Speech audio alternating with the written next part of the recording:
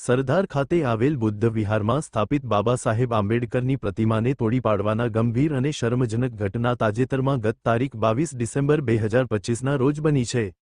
આ ઘટના બાબતે વારંવાર રજૂઆત અને રેલી સ્વરૂપે અનેકવાર આવેદન કરેલ છતાં પોલીસ તંત્ર દ્વારા કોઈ યોગ્ય કાર્યવાહી ન કરવાને લીધે સમસ્ત અનુસૂચિત જાતિ સમાજ દ્વારા 19 જાન્યુઆરી 2026 અને સોમવારના રોજ રસ્તા રોકો આંદોલન કરવામાં આવશે। રાજકીય બિન રાજકીય સંગઠન રાજકોટ, સૌરાષ્ટ્ર અને ગુજરાતભરના ભીમ સૈનિકો આ આંદોલનમાં જોડાવવાના છે।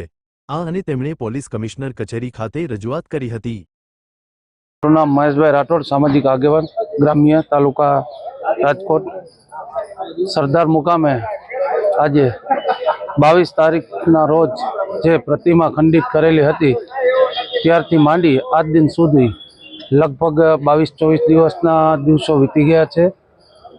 રાત્રે જ્યારે અમે ફરિયાદ દાખલ કરી સરદાર મુકામે ત્યારે પીઆઈ સાહેબ, એસીપી સાહેબ બધા અમને સાંત્વના આપી હતી કે આ પ્રતિમા બાબા સાહેબની મૂળ આ લોકો સ્વામિનારાયણ સંપ્રદાય દ્વારા સ્થાપિત કરી દેવામાં આવશે, સ્થાપિત કરી દેવામાં પણ આવી છે। ત્યાર પછી અમને એવી બાંહેધરી આપી હતી કે આરોપી ગમે એટલા દૂર હશે અમે એને પકડી આપશું અને રિકન્સ્ટ્રક્શન કરાવશું આ પ્રતિમા તોડી તે બાબતનું।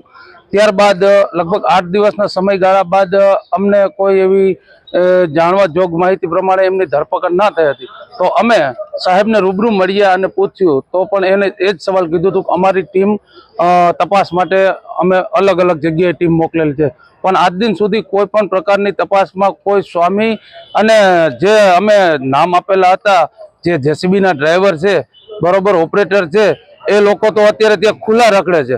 અમે તો વારંવાર રજૂઆત કરી છે સાહેબને, નામ સાથે રજૂઆત કરી છે કે આ લોકો હતા મશીન ચલાવવા માટે જેને બાબા સાહેબની પ્રતિમા તોડી છે એ લોકો અત્યારે ફરિયાદી છે એ ડરના માહોલમાં જીવી રહ્યા છે અને આરોપી છે એ ખુલ્લેઆમ ઘૂમી રહ્યા છે।